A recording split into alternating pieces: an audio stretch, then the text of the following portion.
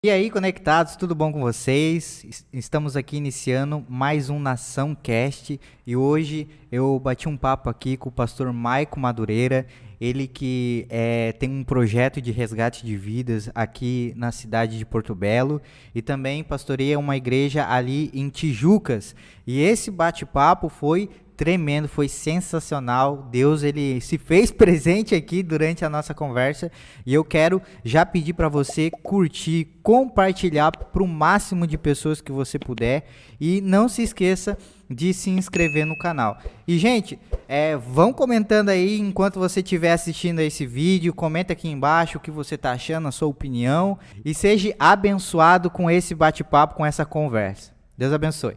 Pastor Maico, é Pastor Maico, né? Pastor Maico. Amém. Deus abençoe, muito obrigado, tá, por ter aceitado o meu convite aí. Eu tô pegando o pessoal meio de supetão aí, gente. Eu não sei o que Deus tá fazendo, que tá todo mundo aceitando, ninguém deu pra trás até agora. Glória a Deus. Glória a Deus por isso, né? E eu creio que nós estamos na direção certa aí, né, pastor? Amém. Então, nós estamos aqui com o pastor Maico.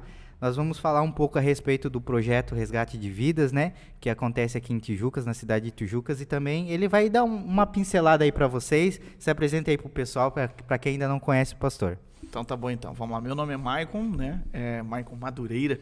E estamos aí desde 1998 com o Resgate de Vidas em Porto Belo. O que é o Resgate de Vidas? O Resgate de Vidas é uma comunidade terapêutica onde a gente trabalha com pessoas em situação de vulnerabilidade social, também com pessoas que usam drogas e álcool, né? Então a gente faz esse acolhimento dessas pessoas em vulnerabilidade social. E também, aí, pela graça do Senhor, há 1 ano e 6 meses, estamos na cidade de Tijucas, né, como um ministério.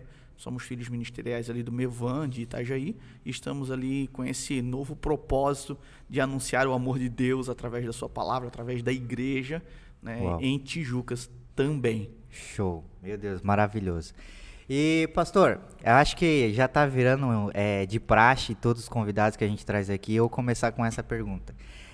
Como que começou tudo isso? O senhor é pastor, eu creio que o senhor não se tornou pastor da noite para o dia, foi um processo. E como que foi para o senhor esse processo de conversão e tudo mais, até chegar onde o senhor está hoje? Então, eu sempre falo o seguinte, antes de ser pastor, antes de ser qualquer coisa, eu sou filho, cara. Sou filho de Deus. Então, Ele me chamou, Ele me amou, Ele me deu o presente mais maravilhoso do mundo, que está lá em João 3:16. Ele me deu o seu filho, né? Então, eu só crio nisso tudo e, enfim, estamos cumprindo aquilo que Romanos 12 acaba falando, né? Que eu estou dando o meu sacrifício vivo, toda a minha vida para Ele e, na verdade, fazendo o meu culto racional todos os dias para que Ele entre na minha vida e mude. Mas assim, eu sempre fui cristão e, na verdade, por um bom tempo, essa pergunta, ela ficou me incomodando e me chateando. Lá na igreja onde eu pastoreio, eu sempre uso o termo que eu sou um ex-nada. Como eu trabalho dentro do centro de recuperação, essa expressão ela é complexa, porque toda vida que a gente chama alguém para testemunhar, alguém para falar, ele tem uma história inédita, né? Sim. Cara, eu sou um ex isso, tal, e eu fazia aquilo, eu usava droga, eu usava álcool, e eu subia morro, descia morro, e eu ficava, eu não sou nada. Eu não tenho um testemunho, como assim? Isso foi uma coisa que durante o meu processo de juventude, adolescência, juventude, isso mexeu muito comigo. E um dia eu estava num determinado lugar, orando e tal, eu sempre, como eu falei, eu venho de uma família cristã, meus pais sempre, né, estiveram no evangelho e tal, enfim, então desde muito pequeno eu sempre estive no evangelho, tive professores de escola dominical, teve pessoas, assim como os nossos filhos hoje na igreja. E um dia eu estava num culto pós-vigília e tal, e aquilo me incomodando, isso me incomodando muito, e o Senhor falou ao meu coração que, na verdade, eu não era simplesmente ex-nada, não é que eu não tinha um testemunho, é que eu entreguei a minha vida para o Senhor. Então, a dedicação de entrega ao Senhor da minha vida era o meu testemunho. Uau. Então, isso foi um trabalho, né? Um processo dentro de mim para mim aceitar. Porque a gente acha, o jovem principalmente, né? Você que está aí na igreja tal, você acha, eu não vou ter nenhuma história para contar. Gente, eu tenho muita história para contar. O processo de conversão, ele é diário, ele é todos os dias. Não é porque a gente é pastor que não se converte todos os dias. Então, a gente precisa disso. Então, a minha história, ela está atrelada a todo esse tempo de vida no Evangelho. Claro, eu começo a história dentro do Resgate de Vidas aos 14 anos, ainda muito novo, ainda adolescente. Meu pai e minha mãe, eles vêm ao Evangelho, se convertem. Meu pai é ex-militar, a minha mãe, filhas de pescadores. É uma mulher muito simples, mas muito dedicada a tudo aquilo que fez na vida, a família, inclusive. E ela ajuda um filho de uma amiga dela. O filho da amiga, já na época, usava cocaína, e se descobriu isso. Não se ouvia falar de drogas, não era assim, algo tão aberto como é hoje. E eu me lembro que essa mãe veio desesperada para minha mãe, Eliana, e disse: Eliana, eu não sei o que fazer, eu vou contar para você. Descobri que meu filho usa drogas, como vou ajudá-lo? E a minha mãe, menos ainda, né? Não sabia o que fazer, enfim. E eu sei que ela foi orar, ela foi atrás de informação e tal. Ela ouviu falar de um lugar em outra cidade que era uma comunidade terapêutica, e levou esse menino para lá, tal, enfim. E ela ficou sendo conhecida como a mulher que ajudava os drogados, lá do lugar onde a gente habitava, que era em Tijucas, na verdade. E ela levou muita gente para centro de recuperação e tal. E a gente tinha esse lugar em Porto Belo, e meu pai e ela conversaram e disseram: por que não? E aí nasceu a chama no coração deles, e foi montado em 1996 o Resgate de Vidas em Porto Belo. E em 1998 sai a parte de documentos e tudo e tal. E desde então são mais de 16 mil pessoas atendidas naquele lugar. Uau. Então é um projeto assim que não começou ontem, já tem uma longa história. Nós temos pessoas aí de diversos lugares, não só do Brasil, como fora do Brasil também. Então nós temos assim histórias repletas, e o Senhor me deu essa oportunidade, e eu sou muito grato, cara. Então quando eu olho assim para a minha vida, para o meu testemunho, para o meu momento de conversão, para quem eu sou hoje, eu sou um ex-nada cheio de história. Então, eu posso não ter um projeto de conversão pirotécnico, né? Mas, sim, eu entendo, eu sei bem como é isso. Mas, assim, a gente, pela graça do Senhor, a gente participou de conversões fantásticas, de pessoas fantásticas. Se a gente for testemunhar aqui, a gente vai fazer um podcast aí de 200 horas. É interessante, né, pastor, que o senhor falou uma coisa que para mim também foi muito chave, porque eu também fui criado, né, em berço cristão e tudo mais. A minha mãe sempre me levava à igreja e tudo, acompanhava e tal. E só que para mim, eu acho que a grande virada de chave foi quando eu descobri quem era Jesus, e não Jesus. Eu conheci Jesus da minha mãe, né? O Jesus da minha mãe. Eu tinha esse conhecimento. Só que a grande virada de chave foi realmente quando, cara, esse Jesus, ele quer ter um relacionamento comigo também, e ele quer se revelar para mim. Foi um momento muito marcante na minha vida, da minha conversão, porque a minha mãe estava orando em prol disso, então ela estava lá dirigindo um congresso do Círculo de Oração, Eita. Inclusive, e eu me converti e estava atrás de uma câmera, por incrível que pareça, eu estava atrás de uma câmera quando eu me converti. Já tinha propósito. Já tinha um propósito ali, né? E foi esse o start, né, que deu. Não, Deus tem uma missão para mim aqui na face dessa terra, tem um propósito para mim, e eu preciso descobrir qual é esse propósito. Eu preciso ir atrás para mim saber o que eu nasci para fazer, para contribuir para o reino de Deus, né? E fazer sentido para a minha existência também, porque antes disso eu sempre procurei na ciência qual que era o motivo, qual que era a razão da minha existência e tudo mais. E para o pastor, pelo que eu entendi, eu não sei se o pastor pode confirmar isso, foi exatamente naquele start ali que tu relatou aqui, né, de você ter compreendido isso, qual é o seu propósito.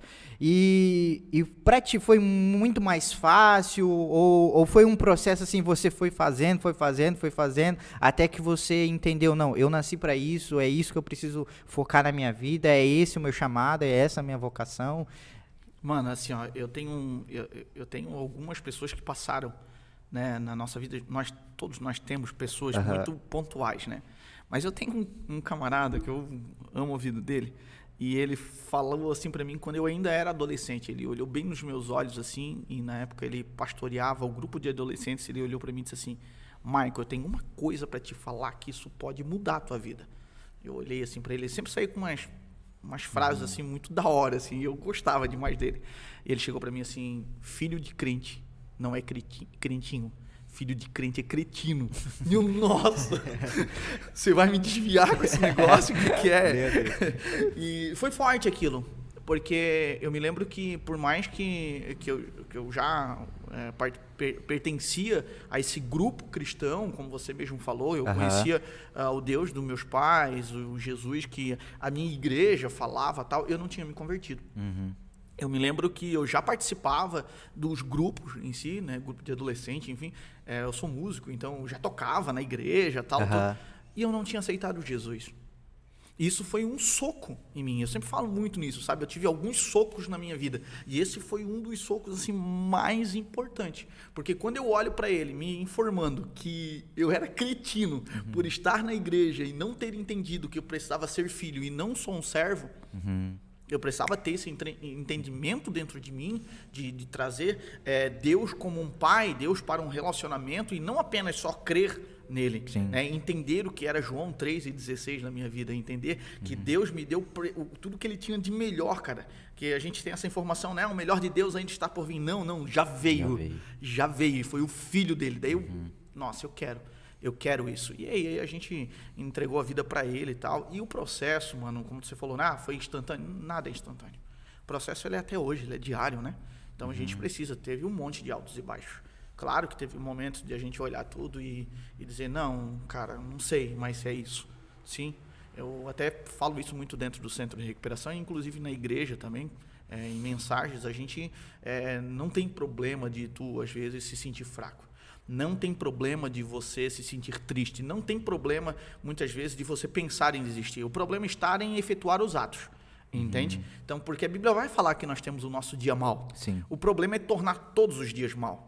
Entendeu? Então, quando eu estou em Cristo, quando eu entendo que eu sou filho de um Deus vivo todo-poderoso, e eu entendo que Jesus vem para me alimentar e fazer eu me relacionar com Ele, eu entendo que o Espírito Santo está aí fluindo na minha vida, o que acontece? Eu vou entender o dia mal, eu vou saber que eu vou passar por ele, mas todas as coisas eu posso naquele que me fortalece. E se Ele venceu o mundo, cara, eu vou vencer. Tá entendendo? Porque ele me deixou essa esperança. Então é isso que nós temos que ter em mente. Eu sempre falo pra piazada lá na igreja. Eu disse, gente, vai vir um dia mal.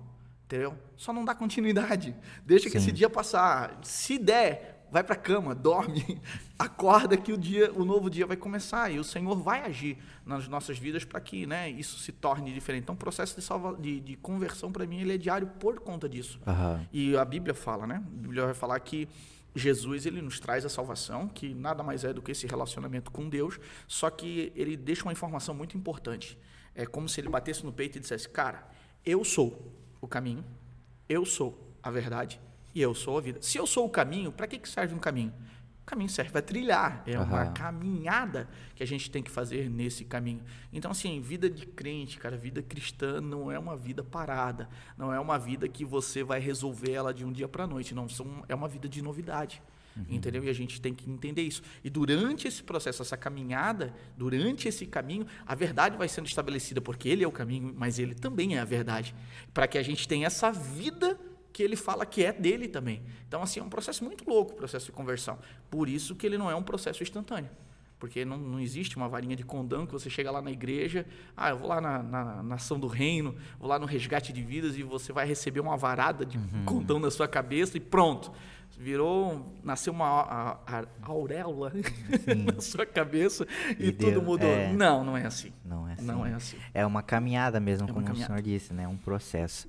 E, pastor, eu vejo muitas das vezes que as pessoas, a gente naturalmente, né, isso é uma coisa do ser humano até mesmo, a gente olha para uma pessoa, a gente olha o estado dela e a gente determina quem ela é por aquilo que ela está naquele momento, né? Então, e aí a gente vê Deus, né, olhando para nós e independente do estado que eu esteja, ele olha para mais profundo disso e olha quem eu sou. E por isso ele nos ama e por isso ele quer nós para perto.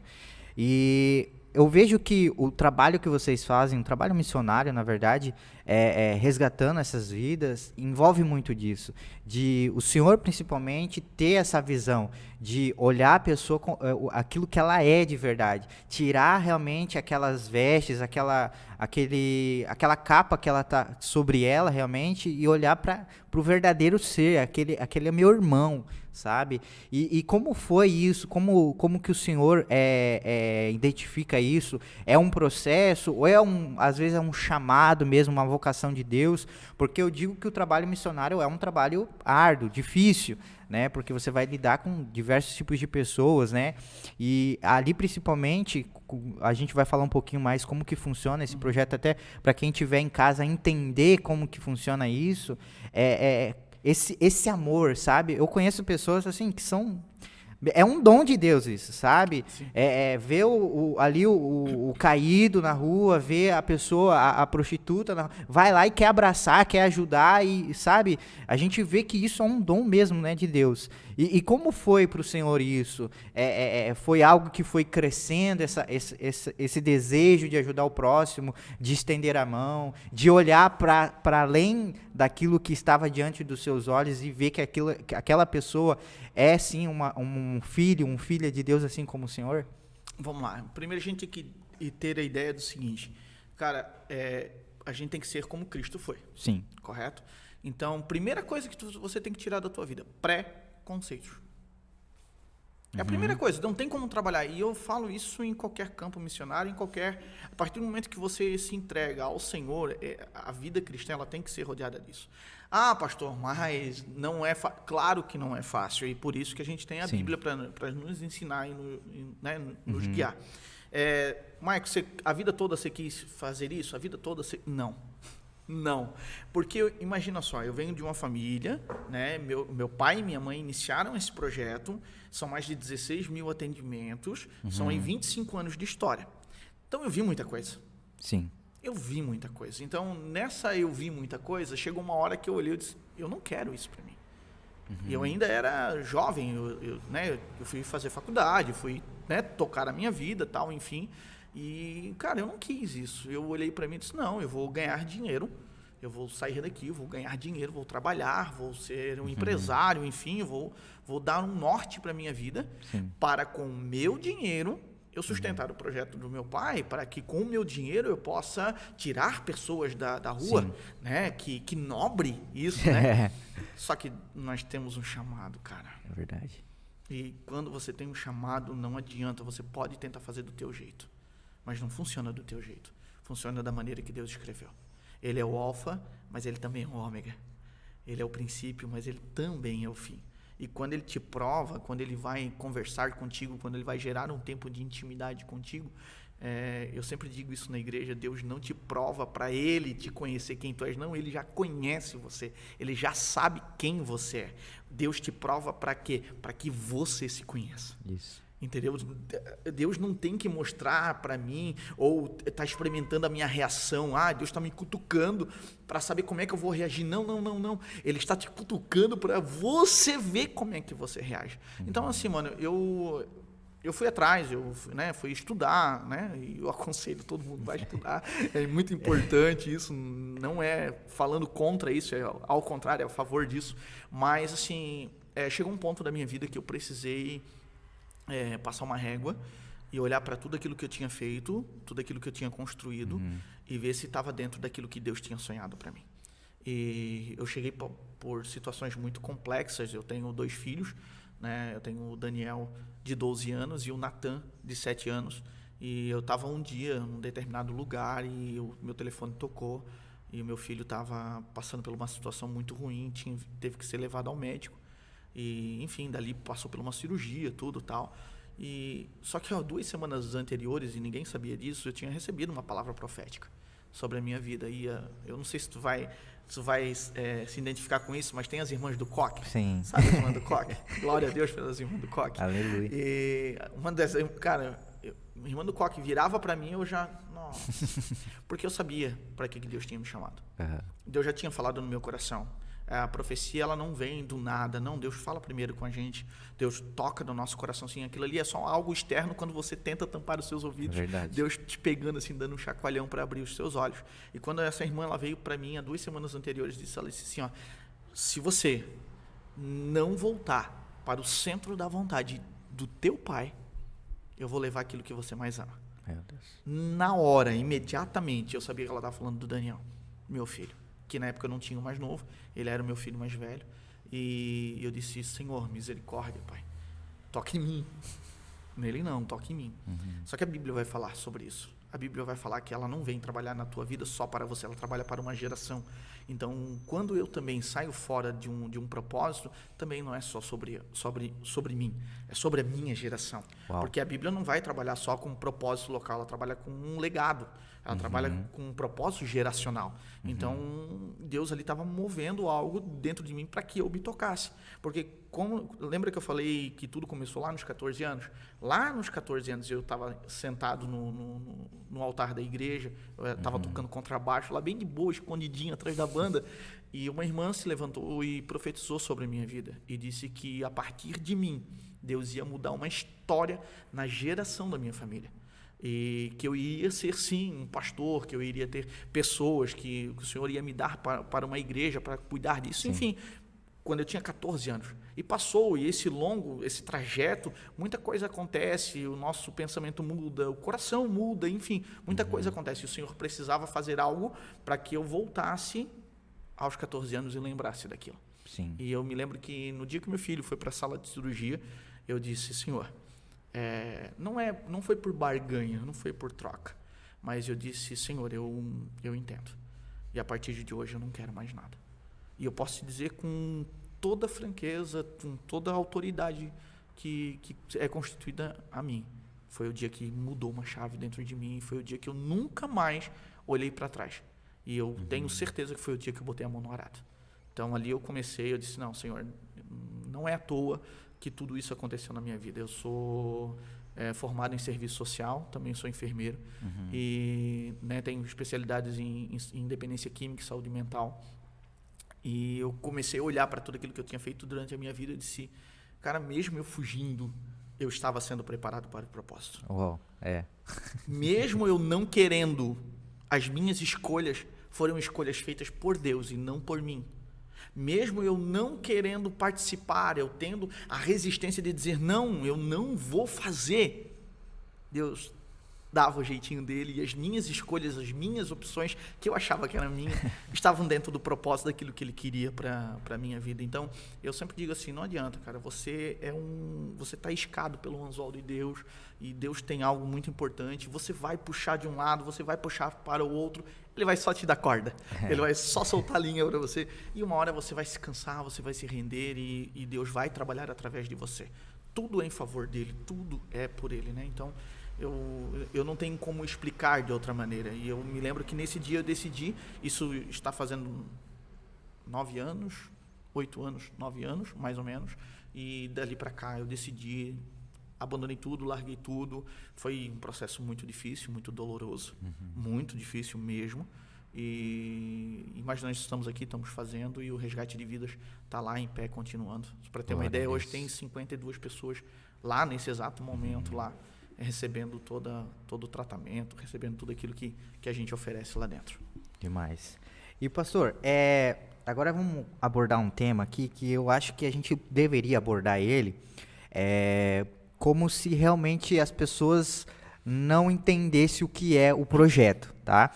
Eu sei que muitas pessoas já sabem, já conhecem, né, como que funciona esses tipos de projetos, mas eu também creio que existe uma parte que ainda tá naquela coisa do preconceito, sabe? E eu gostaria de conversar bem às claras com o senhor para a gente desmistificar algumas coisas, para exatamente tirar esse preconceito das pessoas acharem, né, algo até equivocado muitas das vezes a respeito do trabalho de vocês, tá? Então, assim, pastor, pode ser o mais claro possível para nós entender como funciona esse projeto de resgate de vidas, quem vocês atendem, como vocês fazem esse resgate, qual que é o trabalho que vocês executam com essas pessoas lá dentro?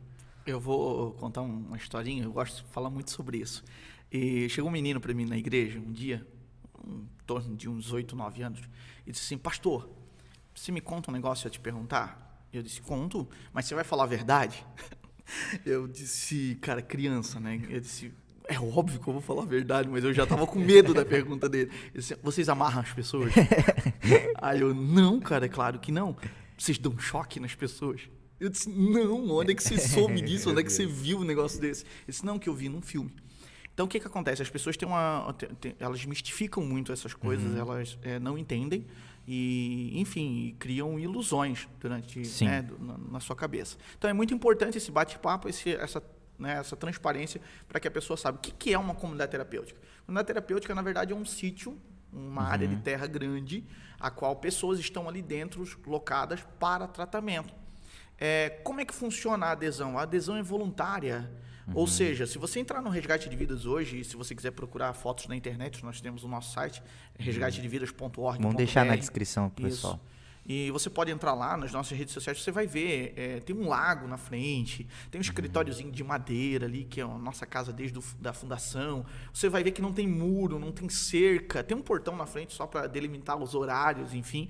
Mas você vai ver que não é uma prisão, não é algo assim que o camarada tá ali e tá preso, tá amarrado, tá... Não, ele vai porque ele precisa.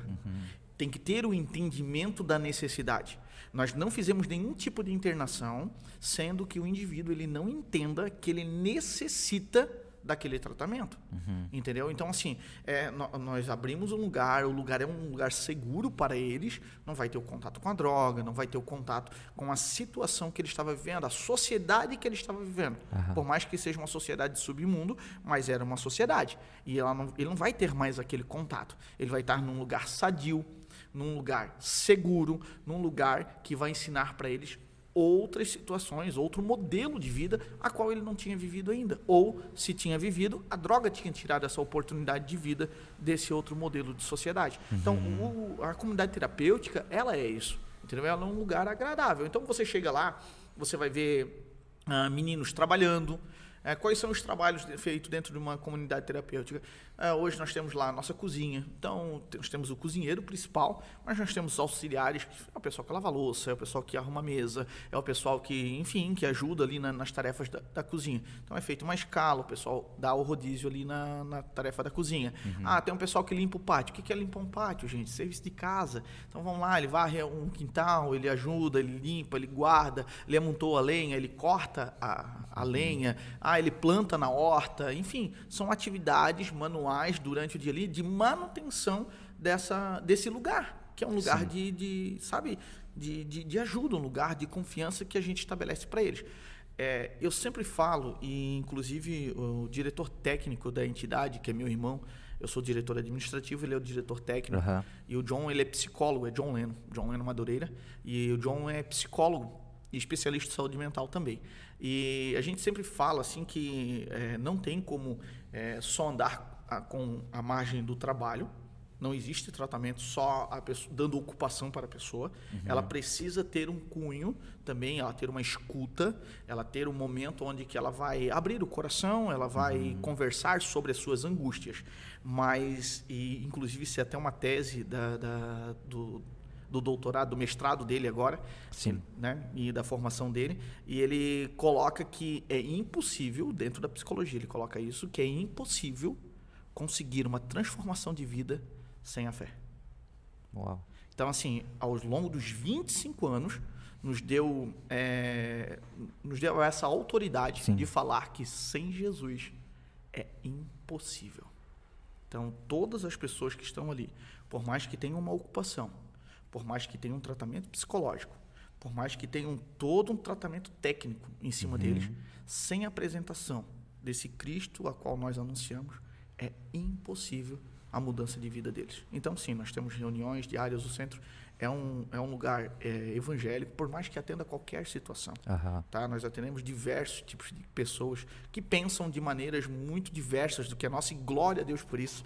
Só que no final eles acabam entendendo, eles acabam vendo que a Bíblia não é uma religião, eles acabam entendendo que esse Cristo que a gente anuncia não são placas, não são fachadas, mas ele é sim um cara, o presente de Deus para todo ser humano, e aquele que crê tem a sua vida restaurada. Sim. Então, dentro do centro de recuperação, isso é, ao longo do tempo, colocado para ele poder entender todo esse mecanismo de tratamento, né?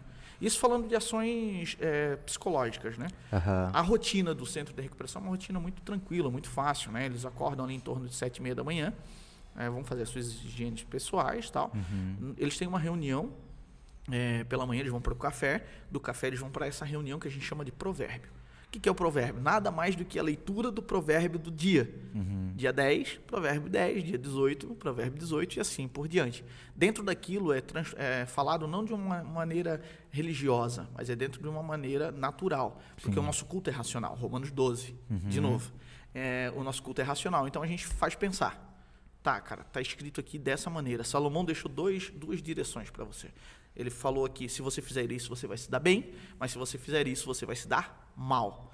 E tudo é uma questão de escolha. Então, a sua vida também é uma questão de escolha. A gente vai trabalhando isso todos os dias no provérbio, que é uma reunião matinal. Ah, pastor, por que essa reunião ela tem que ser de manhã? Cara, a gente acorda, a gente tá com a mente fresca. Sim.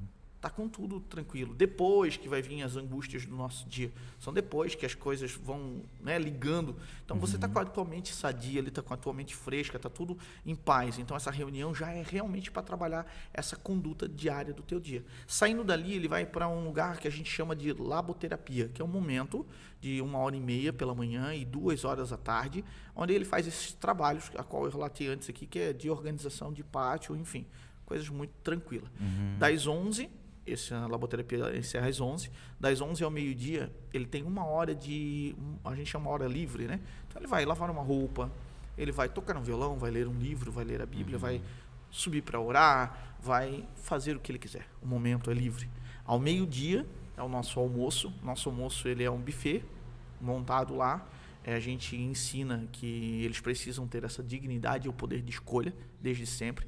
Não é tirado, né, não é saciado deles isso. Então, eles têm lá todo o direito de ir lá e selecionar aquilo que querem se alimentar e sentam, tem o seu alimento. Até 1h30 é o descanso, que, né, enfim, alguns vão para o quarto, outros só se mantêm descansando mesmo. O lugar é muito lindo. Para quem quiser fazer uma visita, está de portas abertas. O lugar é muito lindo, então tem vários lugares para se descansar lá. Às 1h30 da tarde bate o sino novamente e eles voltam para terminar o que estavam fazendo pela manhã. Então, se eu estava de manhã ajudando na cozinha, eu termino à tarde, enfim, né? Cada um nas suas tarefas. 4h da tarde, a nossa terceira refeição do dia, que é o café da tarde. Aí libera-se para banho, para higienização pessoal, para leitura de novo, enfim, tem um momento lá livre até as 7h da noite, que é a nossa última reunião. Aí as reuniões são segunda, quarta e sexta, são os nossos cultos lá dentro, tá? Apenas sexta-feira é aberto ao público, os demais dias são deles, até para trazer um ensinamento, trazer uma palavra muito específica para aquela situação, né? Aí nós temos outros tipos de reuniões que fazem parte do tratamento que é oferecido lá dentro. Então, só para ter uma ideia, na parte de acolhimento, são 52 pessoas hoje, né? 4 refeições diárias. E, gente, come. Come. Cá entre nós, come, gente. Eu acho que eles olham pro pastor e dizem assim, ó, cara, eu quero ser igual esse cara, meio redondinho, assim, sabe? Então, eles capricham, assim. Então, são 200 refeições diárias, né? Então, é muita comida, muito cuidado mesmo, é muito trabalho lá para manter tudo bem organizado. Ah, pastor, não tem ninguém surtando por conta... É o que todo mundo... Os filmes mostram muito isso, né? O camarada faltou a cocaína, faltou o álcool, eles surtam, eles ficam em abstinência absurda. Não é assim, gente. Não é assim. Existe abstinência, a abstinência é real. Sim, existe alguns efeitos colaterais pela falta do uso, sim. Só que é uma equipe preparada. Hoje, né, nós temos uma equipe toda preparada, com muito tempo de experiência, tal, para atender todas essas demandas lá, né? Então, o centro de recuperação é modelo internato, ou seja, a pessoa fica lá de 6 a 9 meses, né? Lá dentro, internado, 24 horas, tem todo um plano, né? Tem visita, tem saídas, enfim, durante esses meses. Mas, basicamente falando, de 6 a 9 meses. E tem gente lá sempre trabalhando 24 horas por dia para cuidar de que isso funcione de maneira correta em todos esses momentos. Hoje, e as pessoas não entendem isso, quando a gente fala de drogas, a gente acha assim, a gente logo lembra do crack. Drogas, crack. Como se as outras fossem menores ou não. E a gente, pela nossa experiência, a droga que a gente mais sente medo não é o crack. E às vezes falando assim parece assustador, né? A droga que a gente mais sente medo é o álcool. O álcool hoje é a droga mais difícil para tratamento. Ah, por quê, pastor? Porque ela é sociável. Você vai num batismo, tem álcool. Você vai numa festa de aniversário de uma criança de 1 ano, tem um álcool lá. Então, qualquer coisa, a sociedade, na verdade, ela vive um momento, não é de hoje, isso já há muito tempo, uma cultura que tudo que está ligado ao prazer, tudo que está ligado à alegria, tudo aquilo que está ligado à festa, tem que ter álcool. Se não tiver álcool, não tem festa. Se não tiver álcool, não tem alegria. Se não tiver álcool, não acontece nada. Então, eu preciso beber, Então, essa cultura de idolatria ao álcool, ela é uma cultura que vem há muitos anos sendo empregada e hoje ela é uma cultura muito forte. Tanto é que você vê as nossas próprias redes sociais, né? As redes sociais hoje, de modo geral, você sempre vai ver o quê? Sextou. O que tem no sextou? Uma fotinho de um cara segurando a sua cerveja. Fotinho de um drink lá alcoólico. Então você vê que existe além de uma questão de consumo, é uma questão de idolatria ao álcool. E isso foi uma coisa que a própria mídia veio trabalhando muito há muito tempo. Então nós temos uma população que consome muito álcool. E o grande risco disso é o que a gente vê hoje dentro da comunidade terapêutica, um monte de gente que tem problemas relacionados ao álcool. Claro que o camarada começa a beber e daqui a pouco a bebida já não é mais tudo, e daqui a pouco no meio daquela bebida vai um cara oferecer, cara, você quer passar o porre? Quero. Então cheira esse negócio aqui. E acabou. Nós temos aí um usuário de cocaína, usa droga cruzada junto com álcool. Daqui a pouco a cocaína já não faz mais aquele efeito, ele vai procurar outra droga que dê a paulada tão esperada, e assim por diante, cada dia vai piorando mais, né? Então... E eu vejo assim, pastor, questão das consequências disso, né? Porque às vezes a gente está falando aqui, aí tem gente assim, mas é bom, entendeu? Mas vocês estão há 25 anos aí com o projeto. Vocês já viram muita coisa de ruim que acontece com as pessoas que chegam até vocês, né? E o que o senhor poderia alertar esse pessoal aí que ainda está nessa mentalidade? É só para se divertir, sabe? Não tem esse nível de consciência. Quanto isso pode ser destruidor na vida de alguém? Então vamos lá. Lembrando que ninguém acordou, isso não existe. A gente fala muito isso lá dentro, lá e também na igreja. Ninguém acordou assim, acho que eu vou começar a fumar pedra. Não foi assim. Começou pelo um baseado. Sim. A maioria começou pelo baseado. Alguns começaram pelo álcool. Mas aquele que já estava na situação do baseadinho da maconha ali, se você for ver, ele já tem uma longa história com álcool também. Ninguém acordou um dia de manhã e disse, cara, eu vou cheirar tudo e todas hoje. Não funciona dessa maneira. É uma escada, tudo tem um início. E aí é onde que mora o perigo? Porque o início, ele tá nessa situação, cara, não, para beber, para sair eu tenho que beber, para ter prazer eu tenho que beber, entendeu? Até para namorar, né, foi muito difundido isso. Não, cara, para namorar, mesmo numa relação de cônjuge, marido e mulher, para namorar eu tenho que beber um vinho. Sim. Se não tiver vinho, parece que não é romântico, porque nas cenas de filmes é colocado dessa maneira. Cara, a gente não precisa disso. A gente não precisa disso. São portas, são lacunas psicológicas que são abertas, colocadas diante de nós para que as coisas aconteçam. Imagina só, eu não sei de quem pode estar escutando isso, pode estar até usando isso. Cara, isso comigo nunca vai acontecer. Você nunca vai saber se você tem predisposição a ser um adicto ou não. O que é adicção? A adicção é a doença do uso. É a falta do controle, é quando o camarada perde os trilhos. É o trem descendo sem os freios. Então, você não sabe se você tem essa predisposição ou não. Você pode... eu tenho relatos de pessoas que foram usar baseado de maconha e saíram vomitando e nunca mais tocaram naquilo. Mas eu tenho pessoas que são apaixonadas. Entende? Então, assim, você não sabe qual vai ser a sua reação. Então, desde experimentar, não experimenta.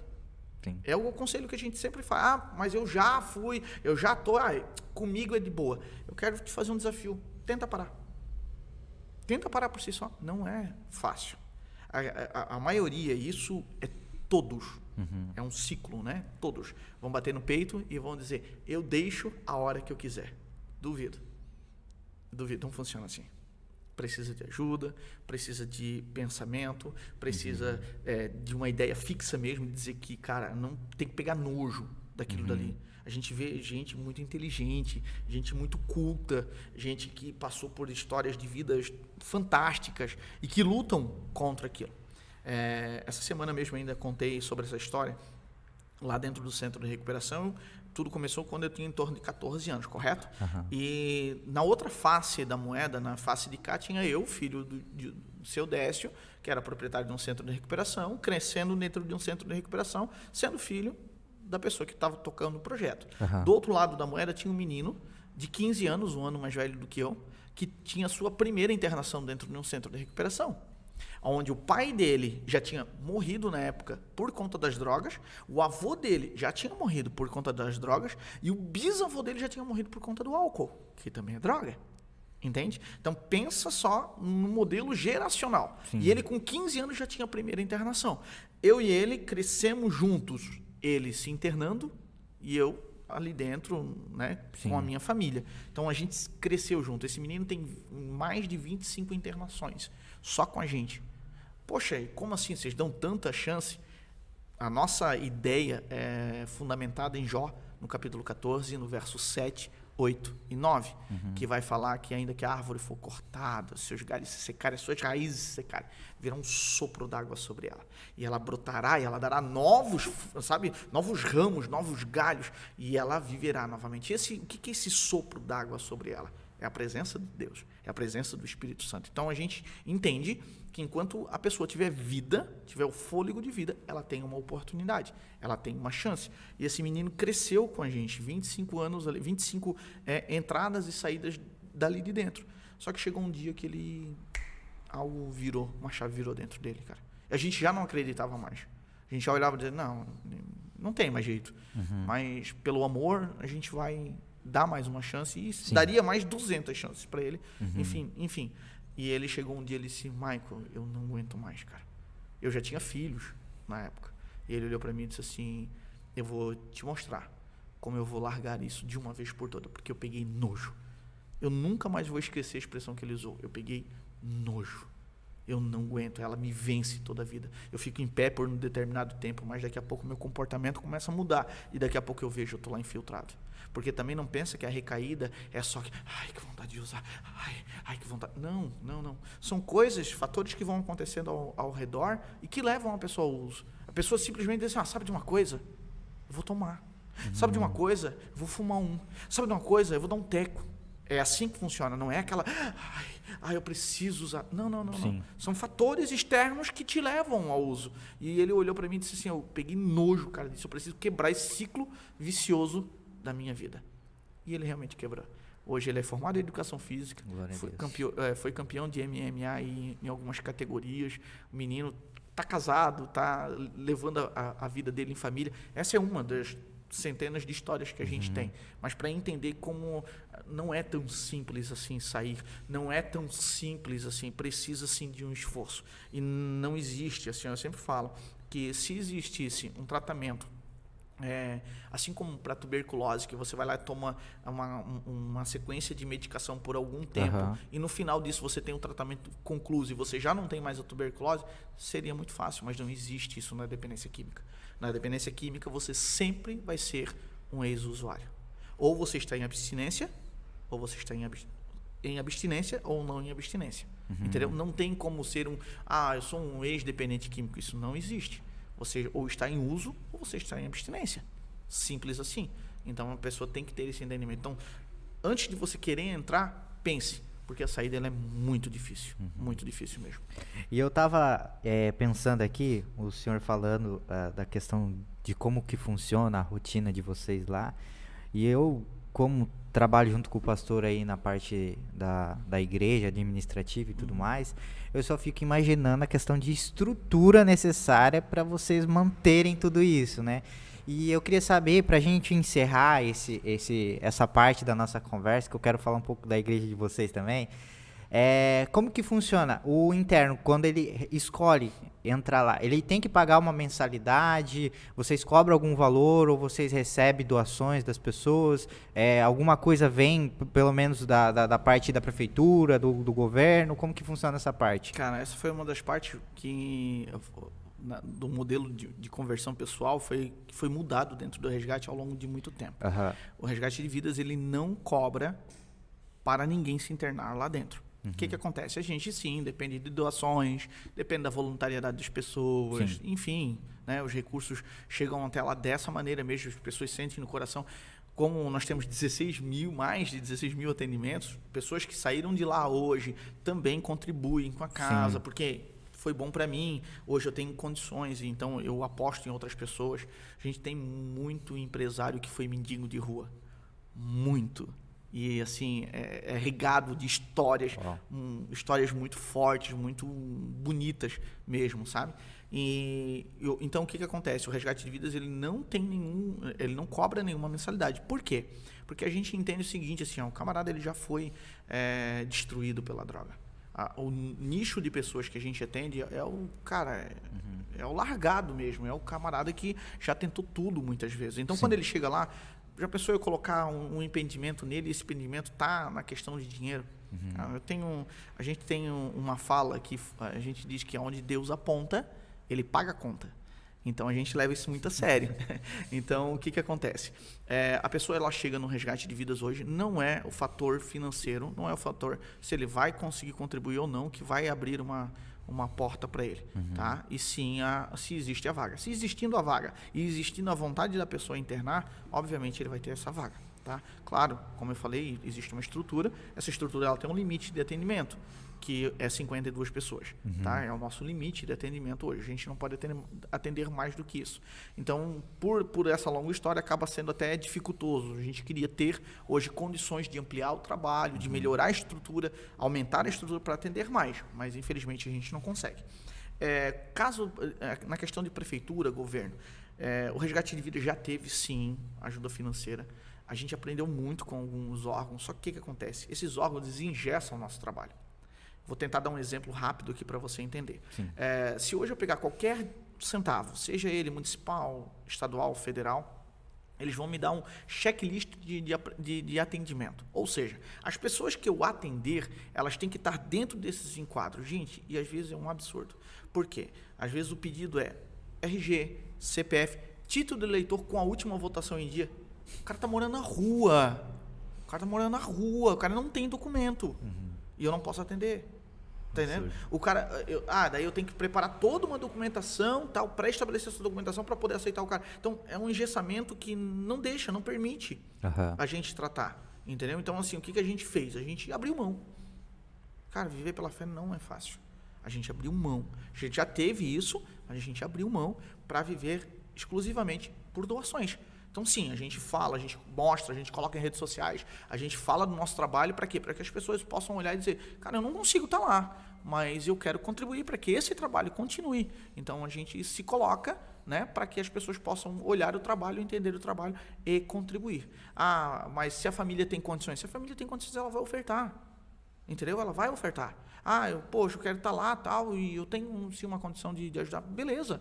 Quanto é essa condição? Não sei. É você que vai me dizer. Não é ao contrário aqui. Então, sim.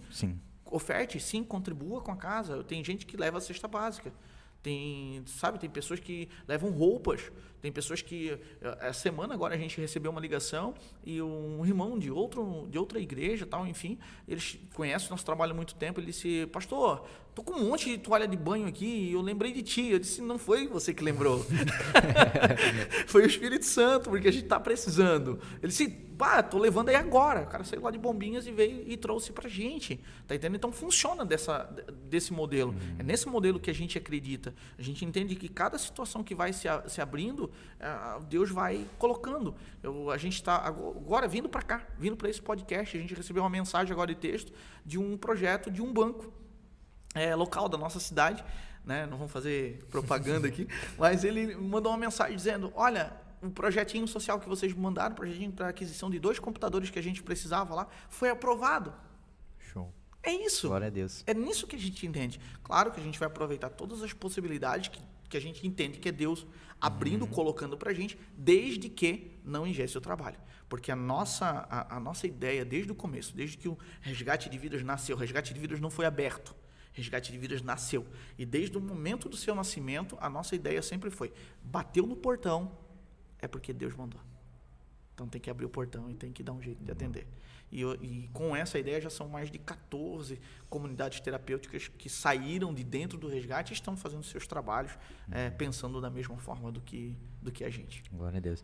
E para você que quer contribuir, gente, eu vou deixar aqui na descrição desse episódio o site desse projeto para vocês conhecerem um pouco mais. Também vou deixar as redes sociais aqui do pastor para você acompanhar lá ele, você vai ver um pouco mais também, ele posta lá a respeito desse projeto. Mas para nós caminharmos aí para o fim, não queria que acabasse, porque tá muito gostoso. Eu gostaria de falar um pouco a respeito da igreja de vocês, porque eu soube que vocês abriram um ministério, né? Nasceu um ministério, nasceu uma igreja. E eu gostaria que o pastor compartilhasse com a gente essa nova experiência, porque é uma nova experiência, novíssimo, né? Porque a igreja, vamos dizer assim, é um tanto quanto diferente, né? Daquilo que vocês estavam habituados, vamos dizer assim. E como que tá sendo aí pra vocês esse tempo aí? Faz quanto tempo que vocês nasceu? 1 ano e 6 meses. 1 ano e 6 meses? 1 ano e 6 meses. E como que tá essa experiência aí, pastor? Lidar com o povo. Eu vou te ser sincero, assim, eu espero que os irmãos fechem os olhos agora um pouco. E eu vou dizer assim, rapaz, é fácil trabalhar com dependente aqui. Meu Deus. Não, glória a Deus, os irmãos são bênção, nós temos assim recebido presentes de Deus. Como eu falei, a gente não abre nada, né? Nasceu a igreja também, a igreja começa dentro do Resgate de Vidas aqui em Porto Belo, e só que chega um momento que não coube mais, não cabia mais ali dentro e tal, e famílias, a gente entendeu um momento de Deus onde que famílias realmente precisavam daquilo que a gente carregava. Sim. Eu sempre falo que a gente não lê a Bíblia para pregar, a gente lê a Bíblia para viver. Então a gente não tem uma palavra porque a gente leu, a gente é a palavra porque a gente carrega ela. Uau. Tanto é que a Bíblia vai falar que a nossa maior pregação não é aquilo que falamos, é aquilo que somos, né? O nosso testemunho é a nossa maior a maior pregação que existe, né? Então nós acreditamos muito nisso. Sim. Eu estava aí um dia sem nada para fazer, tô brincando. E a gente tem 2 pastores que cuidam do nosso coração, o pastor Ulisses, que é irmão do Luiz Hermínio, do Mevan, ali em Itajaí. É meu amigo há muitos anos, na verdade desde adolescente, conhece o projeto, enfim. Eles também têm essa pegada tal, com SOS lá em Luiz Alves. E o pastor Elias, que é o nosso pastor também do coração, nosso paizão, que cuida da minha vida, cuida da minha família tal. E a gente começou ali a atender essas pessoas ali dentro da comunidade terapêutica. Eles falaram, cara, você precisa rasgar esse véu, cara, precisa sair desse negócio aí, pessoas estão precisando ouvir vocês e tal. E Tijucas, mano, é o meu berço, entende? Eu cresci em Tijucas, eu não sou tijucano, eu sou de Curitiba, mas muito criança já implantado em Tijucas, então eu sou tijuquense. E como tijuquense, rapaz do céu, eu vou te contar, foi um desafio. Porque muitas coisas aconteceram durante a minha vida naquela cidade e eu tinha não, cara, Tijucas não, eu não quero ir para Tijucas, tá? E o Senhor determinou para que a gente fosse para aquele lugar. Porque a Bíblia vai falar de diversas formas, que é onde a gente foi mais provado a gente vai ser mais usado. Naquilo que a gente é mais provado, é naquilo que a gente é mais usado, né? Você começa onde? Se convertendo atrás de uma câmera, hoje você está na frente dela. Então, assim, é naquilo que o Senhor vai te capacitando. E o Senhor, Ele aprova de nós estarmos ali. E quando começou ali a ideia, a igreja começou a nascer em Tijuca, a gente não acreditou assim que ia ser tão rápido. E pela glória do Senhor, as pessoas estão chegando. A nossa igreja é uma igreja fantástica, assim, o povo é acolhedor, o povo entendeu a missão, entendeu a visão nossa de trabalho, enfim, estamos ali grudados juntos, colocando o reino em movimento mesmo, sabe? Quebrando todas as religiosidades possíveis, sabe, derrubando muitas muralhas mesmo, sabe, divisões e tal, tudo, e colocando o reino em movimento. Nós estamos ali falando de um Senhor que amou nós de tal maneira que deu seu Filho, e, cara, Ele não deu seu Filho por nada, Ele deu seu Filho para nos tornarmos também, sabe? Ele deu o seu primogênito, o seu unigênito para ser primogênito nosso. Entendeu? Então, assim, nós estamos falando isso para Tijucas e entrando naquela cidade para que aquela cidade tenha um movimento do reino. Um movimento diferente. Uau. E eu tenho acompanhado as redes sociais de vocês, inclusive. Bom saber, viu? E eu vejo, o trabalho está excelente lá. Amém, obrigado. E eu vejo que vocês têm uma presença muito grande ali em questão do posicionamento de vocês. Tá? É uma coisa que eu sempre comento com os pastores que vêm aqui a respeito disso, que às vezes as pessoas têm essa ideia das redes sociais para tornar aquilo ali um mural, um mural de recados, vamos lá colocar os cartazes. E aí eu vejo um trabalho como o de vocês e eu vejo a excelência que vocês estão entregando para o reino de Deus, porque vocês têm a preocupação de entregar um conteúdo transformador através das redes sociais. Então as redes sociais acabam se transformando em uma extensão da igreja no presencial. Né? Eu sempre digo, o presencial nunca vai ser substituível, óbvio, mas é importante a gente ter esse discernimento dentro das redes sociais e a gente levar um conteúdo transformador, porque hoje a maioria das pessoas, são mais de 8 milhões de internautas ali, e eu queria entender um pouco melhor de onde veio essa visão de vocês para as redes sociais, porque eu sei que depende muito da liderança isso, né? Não adianta também lá o irmãozinho do slide, vou lá para as redes sociais. Se não tiver um líder que tem essa mesma visão, é muito difícil. Né? E qual que é a visão de vocês a respeito disso? Primeiro eu quero dar um salve para minha galera das mídias da igreja, né? Enfim, eu não vou nem falar nome aqui que eu vou esquecer de alguém e a galera vai ficar brava comigo, mas nós temos uma equipe excelente. Glória a Deus. E se você vê, são meninos e meninas. Não tem ninguém formado, ninguém extraordinário. Não, cara, são gente com coração. A nossa igreja é uma igreja muito paterna, então a paternidade ela é algo muito presente, muito forte. A nossa igreja é uma igreja familiar, não que pertence a uma família, mas familiar porque somos irmãos. Sim. Entende? Então, assim, são características que a gente carrega muito. E a compaixão, o amor de Cristo é uma questão assim, que a gente sempre trouxe muito forte. A nossa representação para a internet ela não podia ser diferente do que acontece. Só para você ter uma ideia, para você entender, hoje o núcleo de mídias da igreja ele é organizado após o grupo de louvor. Os líderes dos louvores, que hoje é o nosso irmão Juliano e a irmã Fran, né, eles são responsáveis por isso. Por quê? E uma vez eu coloquei isso em reunião e foi aonde que a gente decidiu e como seria para que isso realmente funcionasse. Porque eu entendo a mídia como uma adoração. Uau. A mídia, para mim, é uma adoração da igreja. Como é que as pessoas vão assistir numa tela, no celular, aonde elas estiverem, se aquilo ali não for um objetivo de adoração? Eu me lembro que eu estava em casa, e isso muito antes do processo da igreja estava acontecendo, essa fusão da igreja estava acontecendo, e eu e minha esposa, a gente estava sentado lá vendo um culto, na época da pandemia, tudo fechado. Sim. E, cara, eu assisti um culto de 3 anos atrás, daquele momento que eu estava assistindo, já tinha acontecido há 3 anos atrás. Eu senti uma glória. Eu fui impactado, eu chorava, assim, pregação acontecendo, cara, em lágrimas. Eu disse, é isso que eu quero. É dessa maneira que eu entendo, é dessa maneira que tem que ser. Então, o que está acontecendo ali, que a mídia seja capaz de transmitir. Só que isso a gente só vai acontecer se eles entenderem que isso é uma adoração. Então, tão importante quanto o pastor pregando é quem está transmitindo. Amém? Isso. Então, assim, nós temos que entender esse processo. Então, hoje a mídia da igreja, ela faz parte do louvor, da adoração da igreja. Por quê? Porque ela tem que transmitir isso. Não é apenas stories, não são apenas flashes, não são apenas fotos, não é apenas um videozinho para Rios, mas sim uma transferência da adoração que acontece dentro da congregação, igreja somos nós, dentro da congregação, dentro do templo, para a casa das pessoas. Nós temos que levar o evangelho a toda criatura. Isso faz parte do nosso ID. Então, através das mídias, a gente consegue fazer isso. Muito bacana, pastor.